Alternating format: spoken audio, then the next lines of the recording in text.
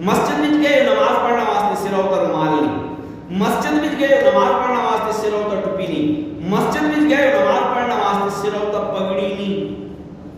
اور یہ عادت بنا چکی ہے، ہر وقت اسی ننگے سر نماز پڑھتے ہیں، یہ ایسا عادت بنا چکی ہے۔ آیا اس بارے میں شریعت کیا ہے تو سنو اچھی طرح، ایک شخص لاپرواہی کاہلی سستی دی وجہ تو ارادتاً ہر وقت ننگے سر نماز پڑھتا ہے، یہ مکروہ تنزیہی ہے، ننگے سر نماز پڑھتا ہے مکروہ تنزیہی ہے، ارادتاً کاہلی سستی دی وجہ تو ثواب وچ کمی ہو جسی۔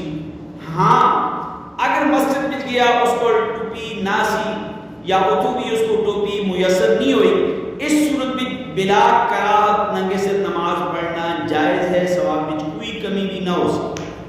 عام حالت میں نبی کریم صلی اللہ علیہ وسلم بھی اپنا سر اکثر اور بیشتر ڈھک کے رکھ دیا سے، یا پگڑی نال، حدیث کی کتابہ میں جڑے الفاظ آتے ہیں، یا پگڑی نال یا ٹوپی نال، اس پگڑی دا بھی تذکرہ حدیث وچ ہے، اس ٹوپی دا بھی تذکرہ حدیث وچ ہے، اور وہ باقاعدہ حوالہ جات نال اسی دس سکتے ہیں۔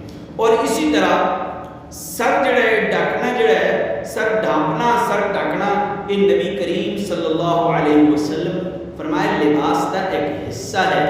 اس وجہ تو یہ انبیاء کرام دا طریقہ ہے، یہ صحابہ کرام دا طریقہ ہے، یہ صلحاء دا طریقہ ہے سر ڈھک کے رکھنا۔